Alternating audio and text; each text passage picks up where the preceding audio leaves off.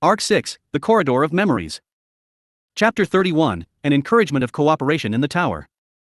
In the end, it was decided via meeting that the conquest of the second floor Electra would have to be put on hold. Although they failed to come up with an idea that would allow everyone to break through their current situation, the biggest factor in their decision to postpone everything was but one: Subaru's stomach had begun growling. Subaru, looking back, I was unconscious for 2 entire days before I got up, and immediately got to tackling the tower's trials. No wonder my stomach was almost touching my back. It was only when the conversations died down that Subaru's stomach roared, and for the first time did he realize exactly how famished he was. To be unable to fight on an empty stomach was not actually true, but what was true was that it affected one's ability to think properly. As a result, once Subaru's stomach started growling to make its dissatisfaction known, everyone took it as a chance to sum up their discussions for the time being. Subaru, honestly, some part of me feels kinda relieved because of that. Leaving aside the breakthrough plan for the second floor, there was a certain pattern observed in the questions proposed by the trials of the watchtower. Alongside the realization of the pettiness of the questioner, the exact nature of the danger Shala posed also came to light from the start. Everyone was supposed to be wary of her because of her fighting prowess, but because her head was empty, and she was overly clingy towards Subaru, no one stayed on guard around her. It's fine to just stay here and have fun with me. No matter how many days, years, or even hundreds of years. Indeed, Shala's audacious declaration had reminded everyone of exactly what danger she posed. As it likely should be. Subaru, it's not like I'm planning on it or anything, but if we make a break for it in the middle of our tower conquest, it seems like there's a rule to make it so she'll definitely become our enemy, right? Sifting through his mind, he recalled one of the many rules Shala had spoken of. Dropping out in the middle of the trial, violating any of the trial's rules, disrespecting the library, and destroying the tower. If any of these are broken, then Shala will once more become the enemy she was when they first tried to enter the watchtower. Subaru wanted to avoid that. Be it in terms of war tactics or out of simple sentimentalism. Subaru, but just sticking around here for years on end, like how Shala put it, doesn't seem really realistic, so I'd really like a pass on that. But once he looked straight at the tower conquest, all sorts of anxieties will naturally rear their ugly heads from a lot of directions. Everyone had already spent over a month on their path to get to the Pleiades watchtower. Even if they clear the trials one after another without a hitch and conquer the tower, and if they take that same amount of time to get back to Pristella, it'll become a journey of around 3 months. Of course, withdrawing halfway was, because it would make Shala an enemy, an undesirable decision to come to, but the royal election deadline needed to be kept in consideration as Emilia and Anastasia were participants. 3 years in total, a bit over 1 year had already passed, leaving only less than 2 years at hand. Of course, the time one can accumulate and the time one can spend were in fact both impossibly limited. Beatrice, but if you keep worrying about tomorrow's tomorrow, you won't get anywhere in fact. For now, the tomorrow that is based on today is important, I suppose. For that. Subaru, I gotta eat till I'm full now. Right. Beatrice, that is so, in fact. She pointed her finger at him as he spoke those words. As the discussions were halted in lieu of preparing their meals, Subaru took this chance to go and stroll through the various parts of the tower, spending his free time wandering through the area everyone designated as their residential quarters. And accompanying him, holding his hand as tightly as she could, was Beatrice. The reason they held hands every now and then was because Subaru's gate was busted, and as his contracted spirit, Beatrice collected his pent-up mana. But even putting that reason aside, Subaru wanted to hold Beatrice's hand, and Beatrice herself never refused. Subaru, besides, you were really worried about me when I was out cold for 2 whole days, right? So just relax for today, and let me spoil you. Beatrice, stop it with your stupid comments, I suppose. I'm only collecting the mana I didn't bother collecting when you were sleeping, in fact. Betty wants to always be at her best, especially in this tower, I suppose. I want to avoid a lack of preparation, in fact. Subaru, you say that, but weren't you the one in the end who held my hand while I was sleeping, even though you didn't collect my mana? Beatrice, that was indeed unrelated to mana, but acts that are for the purpose of recharging Betty's heart are always so, I suppose. Subaru smiled as Beatrice puffed her chest as she proudly stated her mana-unrelated intentions, and decided not to point out how it was a much more embarrassing thing. In any case, Subaru raised his hand in agreement with her. They had to keep the second floor trial in consideration. By no means did he want to think that the first floor's trial also required heavy combat power, but he could not exclude the possibility. Moreover, the Subaru and Beatrice duo had functionality even outside of battle. And for that, he needed Beatrice to be at peak condition at all times. Subaru, alright, Biko. I'm good now, so you don't have to mind me. Just keep on sucking out my mana till you're round and plumb. Beatrice, Betty's not going to puff up like a ball even if I collect a lot of mana, in fact. Moreover, I wonder if you are aware of how much mana you have even if you are feeling good, I suppose. I can't have you collapsing again, because I took from what little mana you already have, I suppose. Subaru, oi, if that's the case, what did you suggest doing? Beatrice, just listen to me. At the very least, you need to eat your fill, rest up, recover your strength and mana, and also work hard and keep Betty company. That is your mission, in fact. Subaru, I'm pretty sure I'm all good now, and I'm also pretty sure you just want me to keep you from feeling lonely. He deftly bore a complicated mix of chagrin and charm on his face. He stopped walking when he heard the footsteps of someone coming from further back in the passage. Noticing Subaru and Beatrice there, Amelia approached, surprised. In her hand she held a metal container painted silver, a bucket. Subaru, a bucket, huh? Even at times like this, Amelia Tan's giving her best, eh? Gonna practice singing? Amelia, Fufu, what are you saying, Subaru, you? I sure do get a lot of help from Bucket Sensei when I'm practicing singing, now's not really the time for it, you know. Subaru, right. So what's with the bucket again? Amelia, well, I'm getting Bucket Sensei to do his usual job, of course. Smiling at Subaru's question, Amelia thrust the bucket to him. And it was full of water, so indeed, Bucket Sensei was doing his usual job well. However, even if the bucket fulfilled its purpose, there rose a question in that itself. Subaru, but where's the water from? The tower is surrounded by desert, right? Amelia, oh, no, that's where you're wrong, Subaru. If you go past the tower, really far, the great waterfall's supposed to be there. And there's a lot of water there, so. Subaru, you went all the way, just for a bucket of water. All for me. Amelia, if it's for you, Subaru, I wouldn't mind doing that at all, but that's not it. To tell you the truth, the spirit in the green room can give us fresh and clean water. She wore pride on her face as she spoke for some reason, but Subaru felt giddy for that little bit of what she said before giving him the truth of the situation. That if it were for Subaru, she would go fetch water from even the great waterfall. It made him incredibly happy. Subaru, while we're at it, happy and all, you know. Those spirits are really something. Going all the way even outside of healing injuries and all, aren't they? Amelia, if it's just making water, Beatrice, and I can do it too with magic, but. Beatrice, the miasma is too thick around the sand dunes and the tower, I suppose. It would be much wiser to avoid drinking the water created from mana affected by it, in fact. Amelia, that's how it is. Subaru, I see. Beatrice weighed on Amelia's reluctance, and Subaru recognized the problem.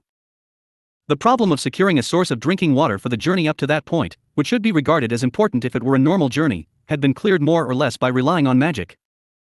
As long as one had mana, there was no need to carry a large amount of drinking water as it could be produced as much as needed, only the containers. Magic made things extremely convenient in this case. Subaru, it's not air pollution, but more like mana pollution, huh? So it's like, bad for you?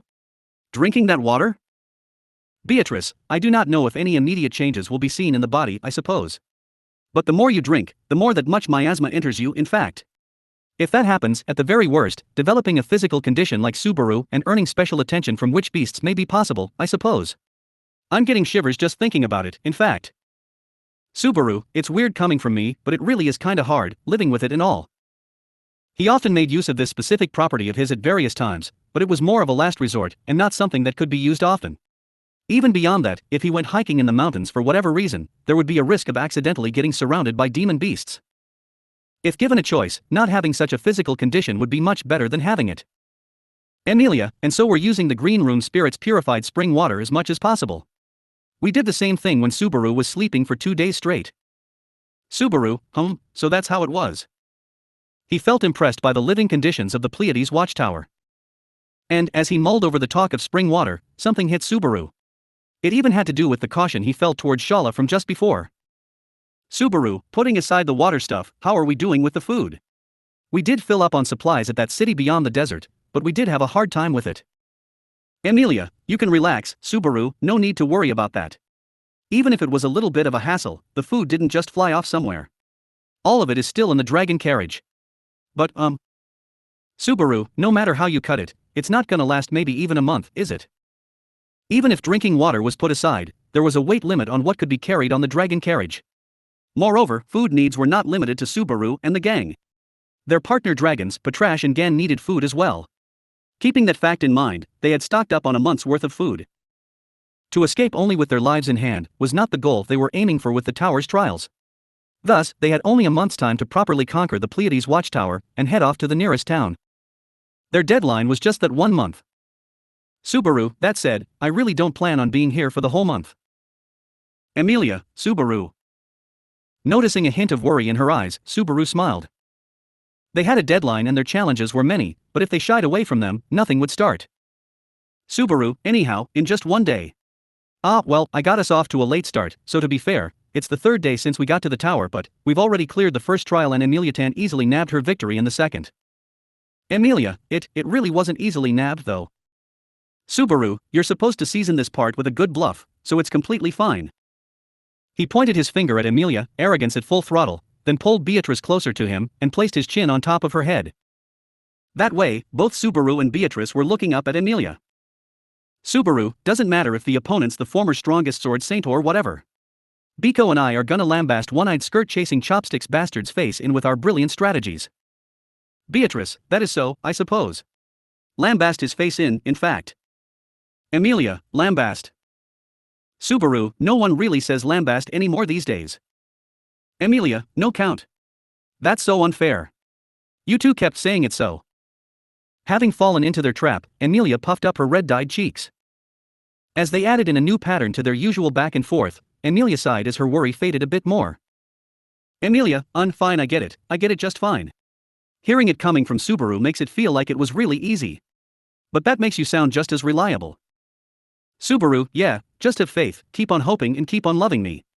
That's why I'm your knight, after all. Emilia, that's right, isn't it? I'll be in your care, then, my dearest knight. Subaru, just now, you didn't deny the love part, so I'm kinda giddy. Emilia, The whisper of love he had mixed into their usual banter seemed to have slipped off, so he felt slightly disappointed. Well, even if he had been properly answered, his feeling of being flustered would not have gone away, so it was actually better this way. In any case.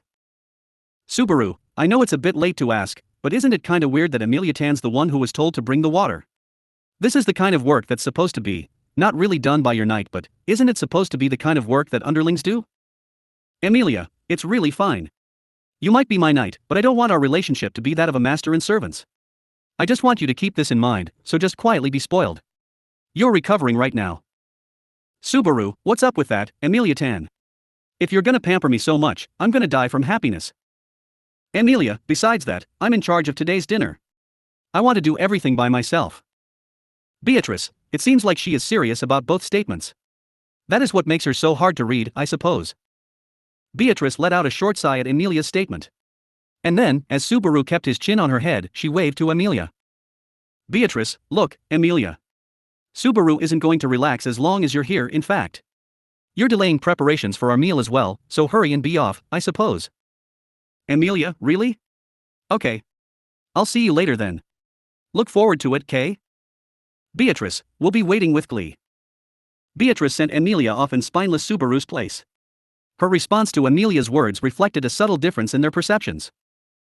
Emilia, I'll call you when it's done, so don't go off too far, okay? Beatrice, we'll be going to the 4th floor, I suppose. As for if we can hear your calls or not. Emilia, gotcha. I'll use a louder voice. Beatrice, okay, in fact.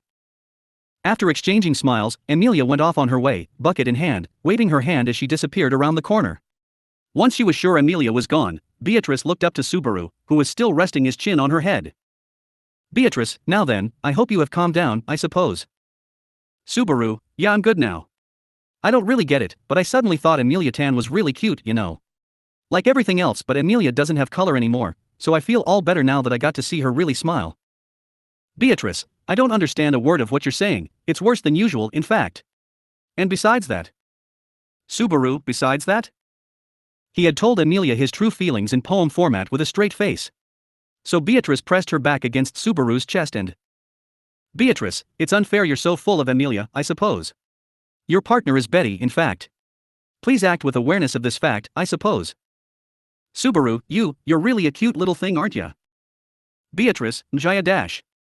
In fact. As she seemed too sweet all of a sudden, Subaru picked her up and spun round and round as he rubbed his cheeks against hers. Subaru, it's fine, relax. You're really important to me too. How do I put it, right now, everything around me looks so beautiful, but you're looking particularly spectacular. I love you, Biko. Beatrice, wait. I get it, okay? So let me go already. Let me down, I suppose? I got it already, so let me down, in fact. But even as Beatrice shouted, her face beat red, Subaru would not let her down. And so, he wandered around the halls of the 4th floor, spinning through each space available, Beatrice still in his arms, with glee. There was still plenty of time till Amelia would call them for their meal, so their voices would continue painting the halls with cries of joy for some time more. Now then, the total time before their meal was not literally spent spinning. Subaru took his chance to learn from the 4th floor graded course, presented by Beatrice. She was his senior here, having spent 2 more days than him actively living in the tower, so he had a lot to learn. Though as it may be, in the first place, this place was called a watchtower. However, there was no need to be concerned about its habitability, and in fact, nothing extra needed to be done to improve the comfort of living, even in the 4th floor residential area. The only special rooms were the green room, which had become their treatment facility, and the large room which housed the stairs leading to the 3rd and 2nd floors. Apart from the large stairs leading to the floor below, there were many smaller rooms scattered here and there, with no visible pattern to them.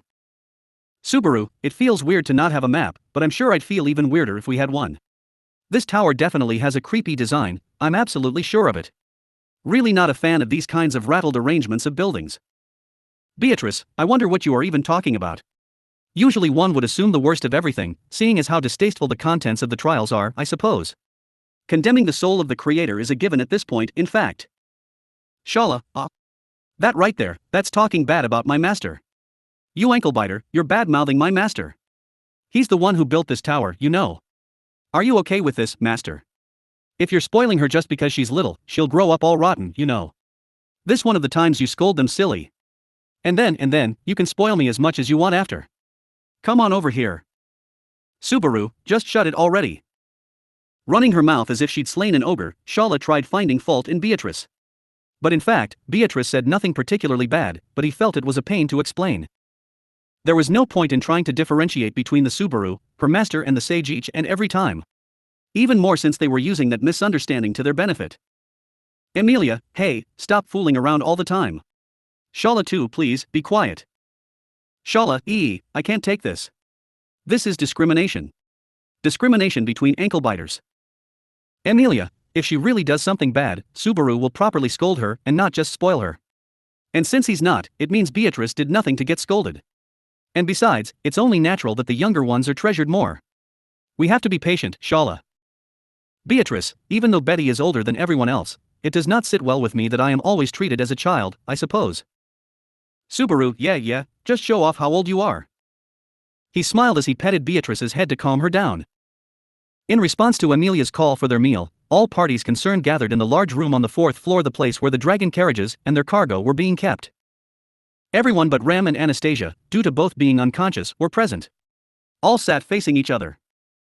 Everyone except those two, which meant Julius, before we begin, would it be permissible for me to speak for a bit, Amelia-sama?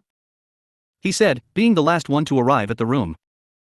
While Julius had been practically thrown into the green room to recover from his injuries, his reason for appearing was definitely not limited to partaking in the meal. He had refused the proposal of having his food being carried to the green room. And to answer his question, Amelia, who was managing the place, nodded. Amelia, of course, by all means. But you don't really need to ask for my permission, you know. Julius, as Anastasia-sama is currently absent, the one who ought to be respected the most is Amelia-sama. Moreover, my selfish attitude has already inconvenienced you. That it is only limited to this occasion is something I cannot certainly say. He responded to her, everything articulated elegantly as he shook his head. His humble mannerisms and his honest disposition were both part of his usual nature. However, individuals who would not take his speech in a favorable manner were present as well. Ram, how admirable. If you only acted as such beforehand. Subaru, Ram. Ram, we have enough recklessness and stubbornness with Barusu over there. In fact, it is far more natural to be disappointed in a person who seems sane. I hope you will take care not to repeat this in the future. Ram sharply evaluated Julia's arbitrary actions. A chill in her voice and eyes were her usual features, but this particular time, Subaru felt her expression was much more stiff. Even if she was harsh as usual, there was a certain hint of concern mixed into her words. Amelia, Ram, you went a bit too far this time. Ram, please accept my sincere apologies, Amelia-sama. From hereafter, I will take more care. She immediately apologized for her bitterness, then gave a fleeting nod to Julius. As such, there was no point in further pulling this topic around. Besides, it wasn't right to blame Ram for not being as level-headed. He held no grudge, nor felt any hate for Julius. She simply wished to save Ram, and was doing everything in her power to do so. Julius, my sincerest apologies to both Madame Ram and everyone else. I have caused everyone much worry. Understanding fully well that Ram's words were only him reaping what he sowed, Julius bowed his head and dropped the matter from his side as well. This was what Julius wanted to do before starting their meal. Subaru did have an inkling for Julius' previous behavior. So he had already forgiven him for it, but whether Julius forgave himself was an entirely different matter. This was the first step he took in order to start the ritual to absolve himself. Emilia, okay. Julius apologized. I accept that apology. With that, I'm all done with this matter. Clapping her hands together, Emilia summed up her feelings on the matter. Subaru, followed by Beatrice, nodded. Subaru, well, I've already let him have it from my part, so any more would be an embarrassment to our samurai ways. Beatrice, Betty is, I have a similar opinion as well, in fact. It is fine if you simply regain face with future actions, I suppose. Julius, my thanks. He whispered under his breath. Meili suddenly responded to his whisper of gratitude. While sitting on the floor with her legs stretched out, she fiddled with her braid as she spoke. Meili, isn't it fine? He didn't die after all, and I'm not particularly concerned about Mr. Knight either way. Shala, Master saying no problem so I've got no problems either. No pass. Subaru, no pass is something entirely different. Meili's thoughts were likely exactly as she put them, rather than consideration for Julius. Shala, who agreed, was in the same boat. Apart from Shala, who was affiliated with the tower and whose true standing was still a mystery, Meili's position in all of this was vague as well. And so, only Ram did not respond directly to Julius' apology, not saying a word about whether she forgave him or not. She simply put her white robe over her head and stared down at her meal. Julius wordlessly accepted that. Everyone did the same. This alone was a personal matter, everyone felt it would be best to leave it at that. Emilia, well then, let's dig in. Ram and I were cooks for today. Ram, we couldn't use fire, so we put a bit of our manliness into it. Otherwise, it should be decent. Emilia, that's right. It's really decent. Doesn't decent sound a bit weird? Her voice reminded everyone of their current state. Even though she tilted her head to pose the question, neither Ram nor anyone else followed up on it. Anyhow, following this exchange, everyone sat to have their precious meal. Most of the food being carried in the dragon carried were either smoked or dried rations, so naturally, the food would be coarse and tough. However, magic proved to be of great use here as well. Through the use of Emilia's specialized magic, it was possible to create a pocket refrigerator in the dragon carriage, allowing fresh ingredients to be stored for long periods of time. Because of this, the party was able to have plenty of fresh fruits, balancing their diet with the steady slew of dry meat. Emilia, we still have to use the foodstuff that spoils easily fast. Subaru, we're really lucky to even be able to worry about that, Really, your EMS Emilia-tan, Maji Shoku no Megami. With this journey and all, I'm sure your cooking's gotten even better, so maybe make miso soup every morning for the rest of my life? Emilia, I'm sorry, I don't understand what you're saying. It was true, however, the rise in Emilia's cooking skills. At the request of Emilia herself, cooking on this journey was being done in rotations. Of course, it was a given that Emilia never cooked by herself, instead learning by following another cook's footsteps. Thanks to that, there was no one who kept burning their daisukiyaki platter pitch black. Because she was put in charge of the part of cooking that did not involve platter.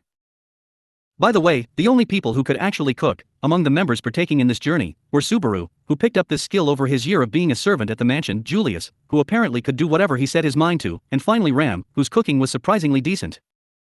Even on their way to Priestella, the only people who put themselves on cooking duty were the male trio of Subaru, Otto and Garfield, who then decided their order through rock paper scissors. Leaving that aside. Ram, staring at me like that, do you have anything to say? Subaru, nah, I know it's been over a month now, since we've started this journey and all, but I still can't really believe it. That Ram can cook. Ram, I was wondering what you were going to say, but this is just. Using his meaningful stare as an excuse, Ram sighed, unwilling to hide any of her distaste for him. Ram, the only reason Ram doesn't go near the kitchen is not because Ram can't cook, but because she doesn't want to. I'm not going to touch any kind of cooking that does not involve steamed sweet potatoes. Subaru, so that's why. Well, that's that then. Ram, that's that. I wonder why I make an exception just for steamed sweet potatoes though. Her face crumbled into a complex expression as she questioned her own preferences herself. As Subaru gazed at her profile, he let out his own sigh. No matter what household chore it was, Ram was always behind Rem. Now, as all traces of Rem was erased from the world, Subaru observed that their sisterly bond might have not been the same as their face value.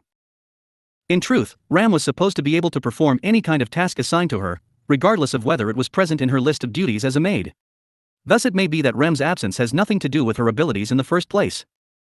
In other words, if Ram thought about doing it, she could do whatever she wanted when Rem was still in good health. The reason she did not was most likely related to not her laziness. Subaru felt like he should not dig up those particular things. The present Ram certainly knew nothing of that. And if Rem returns, he felt it would be unnecessary to bring it up anyway. When she returns, that is. Subaru, I kinda guessed that's how it's gonna be, but you really have no table manners, do you? Shala, munch asterisk. Ha. Master, did you just say something? She blinked a few times at Subaru, who looked at her with a scowl. In this world, there were not few in number, top-class beauties who completely wasted their good looks. Shala had to be the top class of that top class, to the point that she was on par with Liliana. As she brought food to her mouth, Shala scratched her head with her other hand. Subaru, oi, don't talk with food in your mouth. Eat or talk, do one. Shala, okay, then I'll talk with master. I can talk to my master for all eternity. Subaru, who'd want to get into a chat with you like this? Just be quiet and eat. Shala, okay A's.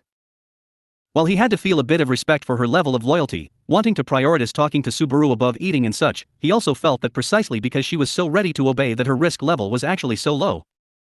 Indeed, her nature as a person and her ability in every other respect, and the level of danger she posed to everyone was in utter imbalance. Meili say, barely clothed one is and you really have a, voracious way of eating, were you really that hungry? Shala, nah, it's just that this food's super tasty. I didn't really think eating's that big of a deal, just get something in and be done with it if I get a say, but if it's really this tasty, I wouldn't mind becoming that half-devil's disciple. Emilia? My disciple? As in cooking? Instead of stopping at Meili's point, she went beyond the topic and snapped her finger to Emilia as she swallowed down whatever she was munching on. Emilia jumped, startled, while Shala continued to shake her head up and down. Shala, this cooking SS pretty good. You can't fool me. I'm gonna take up cooking too, get good at it right away, and make my way into Master's heart through his stomach, and not let him get any sleep tonight. Meili, your real intentions are leaking there. Emilia, Shala, I understand your feelings. But you know, the way of the cook is a hard-trodden path. If you're really ready, I'll put some serious thought into taking you in as my disciple. Subaru, Emilia-tan, you're really cheeky about the weirdest things, you know. Besides, 70% of today's cooking was likely the result of Ram's work. So it was hilarious to watch Emilia act like she had figured out everything there was to cooking and Shala who was a bit too taken in by amateur-level cooking. Subaru, I feel like I gotta get this out here, but there's a lot of tasty stuff out there. Emilia-tan's cooking is, well, it gets full marks just because she did it, but putting that aside, it's pretty average. What are you usually eating anyway? Shala, thank you for asking me, master. My eating habits aren't really anything special. I'm usually filling myself by roasting whatever I take down. Subaru, whatever you take down. Wait, do you mean those demon beasts from outside? Shala listened to Subaru's question, then folded her arms under her voluptuous mounds and nodded repeatedly. To have a steady diet of demon beasts was too weird to be a normal thing. So to take the advice of a specialist, Subaru turned to Beatrice and posed the natural question with his look. Subaru, I know we just talked about not drinking water that's mixed with the miasma a while ago, but... Beatrice, I don't even want to think if demon beast meat is good for the body or not, in fact. It's only that, it's not something that's so dangerous, that it'll have an immediate bad effect, I suppose. Julius, according to certain records, there were a few researchers who had set out to eat demon beast meat in the past. As Subaru undid the wrinkles between Beatrice's brows with his fingers, Julius brought up an interesting piece of information. As everyone's expressions urged him to continue after he stopped, Julius closed one eye and began anew. Julius, as we are already aware, demon beasts have a habit of attacking people. Be it in the middle of their march or during a long journey, if one were hard-pressed enough for food, they could find demon beasts aplenty, wandering within restricted territories. After all, they never think of hiding. Demon beasts will always come to attack. If one defeats them, then it was obvious that a good source of food would be obtained. There should be no doubt that there were individuals who truly thought this. Subaru, well, did that go end well for them? Julius, to improve their situation for nourishment, they had apparently faced many twists and turns, gone through many trials and errors. However, no such improvement was found. Of course, those who ate it found it to not be poisonous, but Subaru, but Julius, it seems there is a problem with the taste. Subaru looked amazed that it turned out to be a problem of taste. If it tasted bad, then it was fine to cover it up with various spices or other condiments. It was true that the meat of wild beasts had this raw and earthy taste, but if it wasn't poisonous, then they ought to have at least tried a bit harder. Julius, that was as far as it was recorded in literature. Miss Shala, what is your personal experience with it? Shala, it tastes like sand that's been rinsed in sewage water. Totally. Subaru, it's the kind where spices won't help. Shala, if master wants to try some, I'll whole roast a hungry horse king. It's so disgusting, you get super addicted. I'm lying. After finding out what unimaginable thing her 400-year diet was, everyone unanimously decided to no longer blame her poor table manners. Subaru politely declined the whole roasted hungry horse king offer. In the first place, that particularly disturbing demon beast was already on fire. Subaru, I thought having to worry about food was an actual problem, but... He popped himself down and covered his face. At the end of his vision, there was Shala, her entire face lit with a smile so bright, it could bring tears to others as she stuffed a variety of food into her mouth, and Amelia, who looked on as Shala ate, her feelings of motherhood being further stimulated, which could potentially lead her to further improve her cooking. 1 month, that was the amount of time left to them, which accounted for all of their food, including their excess. And if Shala kept up the pace at which she ate, their time limit might just decrease even further, Subaru thought. Once their meal was over, and they had their baths in the spring water, consisting of mainly wiping their bodies, the day was over, and it was time to go to bed. In light of their present situation, it could be said that the Tower Conquest team ought to spend the night trying to come up with a plan to break through their current stalemate, but at present, everyone felt that it would not work like that. To expect tomorrow's matters to be solved by their tomorrow's selves might have been more appropriate than given credit for. Subaru, not like we're just gonna get smacked in the face with it. Let's take a bit more time. Given what the contents of the second floor's trial was, worst case scenario, they might have to go in again the next day without a plan at all. Instead of thinking up a workaround, hit it with all you have though in truth, they all wanted to avoid actually breaking him apart. At the very least their examiner, the first-generation Sword Saint, had no intention of killing them. Or maybe they could even find a way to overcome this particular obstacle simply from conversing with him. Just like how Amelia had pried out her winning conditions from him simply by talking. Subaru, well, gotta do what I gotta do to keep my head straight. So I have to eat well, rest well, and always be at peak performance. He thought as he pinched both his cheeks, then put all his worries away for the day. For the most part, Amelia and the others agreed with Subaru's point, or rather, they were so demotivated, they had no choice but to. And with that, the night's meeting was over. Each left for a dragon carriage, which they were using as a makeshift bedroom, to rest and prepare for the next day. At least, that was supposed to be the case. Beatrice, Subaru, Betty will be with Amelia and the others, in fact. Subaru, oh, gotcha. Sorry for making you worry, Biko. Don't stay up too late. You'll stop growing and get stuck in your small size.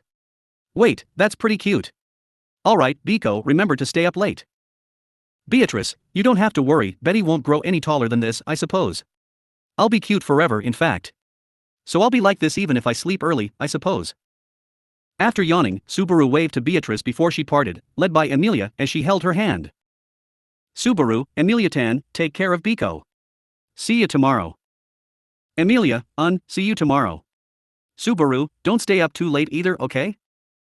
Instead of directly telling him not to, Amelia said her piece and headed down the great stairway to the lower floor.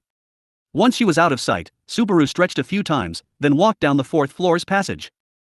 His destination was obvious. A door that was covered in ivy, the entrance to the green room. And there. Julius, is that you, Subaru? Subaru, it's you. In front of the room, Subaru ran into Julius, who watched him with eyes wide. Just when he was about to enter the room, Subaru arrived, so he squinted at him for a good moment, then immediately pulled back his chin knowingly. Julius, I understand. It seems we share the same reason for entering this room. Subaru, I'm pretty sure we have different people in mind. So, should I give it up to you tonight? Julius, no need. Shaking his head at Subaru's proposal, Julius looked to the closed door. A moment of silence followed, then the pair of yellow eyes were once again pointed at Subaru. And then he took a step back from the door. Julius, this time, it is I who ought to give it up for you. Thinking back, you were unconscious for 2 entire days until this morning. I did inform her of your well-being afterwards, but I'm sure she yearned for your presence at night nevertheless. Subaru, yeah, well, if you're giving it up for me, I'll just gladly take you up on your offer. Imitating his elegant style, Subaru scratched his head while stealing quick glances at Julius. He found no signs of displeasure in Julius' expression, but Subaru was bad at trying to find out someone else's feelings in the first place. That went double for anyone who hid their true feelings. It was practically impossible for him at that point. Subaru, you okay? I'm pretty sure you want to tag along. So he sighed and simply spoke what was on his mind. Julius gave a thin smile. Julius, if possible, I would most definitely want to be at Anastasia-sama's side when she wakes up. It's only that, I feel I will be unable to find the words to speak to her when she does. It is true that I am feeling lost about this aspect. It is most deplorable. Subaru, it's fine if you open with I was very worried, so I'm glad you've awakened. The problem is with what comes next. Well, I'll leave that to you. Julius, put dash. Subaru, why'd you laugh? I'm being pretty serious, you know. Even if he was being serious, it seemed that Julius did not take too fondly to it. He then turned on his heels, turning his back to Subaru, who wore a surprised expression. Julius, you're able to freely say what you want. I envy that. Subaru, kind of feels more like you're calling me an idiot. Where are you going? Julius, I'm relinquishing my time to you. I'll return to the dragon carriage and take rest. I feel slightly worn out from today's activities. Raising his hand while keeping Subaru at his back, Julius told him before leaving. Whether he felt well enough to joke about the trial tiring him slightly, or whether he was simply putting up a front, was something Subaru could not tell. He couldn't tell but. Subaru, Julius, it's better if you're there when Anastasia wakes up after all. When I'm done with my stuff, I'll head over to get you, so you better do just that. Julius. Subaru, I'll let you know beforehand, but I'm pretty sure I've got a lot more regrets on my back than you. So this is my advice. Just take it. He shouted at the back that disappeared into the hallway. Whether Julius heard or not, he was unsure as there was no reply. However, Julius would definitely not take it the wrong way. At least, Subaru believed that. Subaru, I'm coming in. With a shake of his head, he threw away all considerations he had for Julius. Subaru pushed the door open and took a step into the green room. The room, illuminated by a dim and faint glow, still remained dominated by greenery, with 2 girls who lay asleep on a bed of ivy. Anastasia on the bed near the entrance and Rem on the bed further back. Subaru, and you're at the back too, huh? Patrash. She let out a low growl for the visiting Subaru. As if the jet-black dragon knew he would come. Maybe she did know. Spontaneously, she moved away to make space for Subaru to sit on her bed of ivy. Subaru, really, you're one hell of a girl. Those wounds are healing up nicely too, eh? With a bitter smile, Subaru traced her black scales with his hands. The wounds she had received during the time they were fighting against the Hungry Horse King underground had healed nicely over the past 3 days. Normally, she wouldn't let Subaru know the true extent of her injuries. Now, however, she was genuinely focused on recovering instead of putting up a strong front. Subaru, really, can't thank this spirit enough. If it weren't for this room, who knows how hard this whole thing would have turned out to be. Even at the risk of losing his life, Subaru would never voice that it was good Patrash got off with shallow wounds. No wounds would always be the best outcome, but he did feel lucky that that was the extent of injuries anyone had received during their ride through the Augria sand dunes. The only ones injured in that event were only Subaru and Patrash.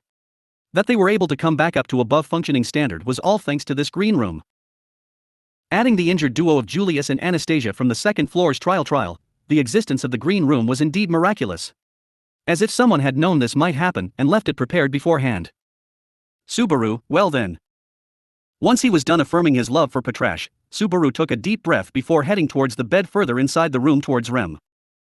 When there, the ivy shifted like flowing silk, gathering into a spot to make a sort of chair for him to sit on. Subaru, really, man, there should be a limit to how nice you can be.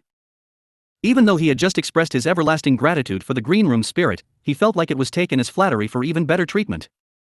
That was far from his intention, but he took the offer anyway. Subaru, Julius did mention Rem's been missing me at night, huh? That was his mistake. That wasn't the case at all. Because, the one who was waiting to speak late at night, when no one would bother them, wasn't but Rem, but it was surely Subaru. Subaru noticed something was off when he felt his shoulders being lightly shaken. Subaru? Raising his face from the bed, he blinked several times. Contrary to physical reactions, the mind was usually much slower to react. And slowly, his mind returned to him. Then he noticed. Subaru, did I fall asleep? Hand on his chin, Subaru pondered the surprising fact that he actually fell asleep. It seemed that he was still in the green room, still sitting on that ID chair right beside Rem's bed, and it seemed he had fallen asleep in that very position. However, he felt that the shape of his chair was somehow different from what he remembered. The chair in his memories had no backside. But now, the chair had a large backside to support him in his sleep, and it had taken an almost egg-like shape to conform to his comfort as much as possible. The spirit was just too damn nice. It was so comfortable, it turned yawns into actual sleep. Subaru, means I was pretty tired too. Patrash? Muttering about him dozing off, Subaru turned to Patrash, the kind lady, who had nudged him with her long tail to wake him. Curled up over the ID bed, his beloved dragon likely woke him to alert him to something. Subaru squinted at where she was staring and Subaru, no way. Jumped off his chair and rushed over to the bed that was by the green room's entrance door, the one Anastasia was supposed to be occupying. It's supposed to be because she was not there. And once it hit Subaru, his face lost color. Subaru, even though I gave Julius an earful about this. Only because he dozed off, Julius could not greet Anastasia when she woke up. He couldn't even face him if he wanted to with this. Unfortunately, that was not the only problem. Subaru, she got up and then. Where'd she go? The toilet? Without waking me. It wasn't really a matter of whether she had actually gone to the toilet. It was that Anastasia, no, more like Echidna, had woken up and snuck out of the room without so much as a word of notice to Subaru, who was right there. To think she disappeared right after the second floor trial. Did she go to challenge Reed again, just like Julius? Man, I don't want to imagine that. Subaru, the bed's still warm. Gotta go look for her. Her bed was still slightly warm. There was the fact that Patrash had woken him up as well. Meant it hasn't been too long since Anastasia left, most likely. Subaru, Patrash. I'm leaving Rem to you. And, right, thanks for waking me. Patrash. Shortening his reply as much as he could, Subaru waved to Patrash before heading out. Unable to figure out where exactly she could even go, his heart throbbed faster. If it were Subaru in her place, he'd first want to make sure Amelia and Beatrice were okay. If so, then naturally, she would be heading towards where Julius was. Subaru, no, wait, it's Scarf Donna who's inside her right now. No way it's gonna be anything simple. But then, he did not have enough manpower to tackle this problem.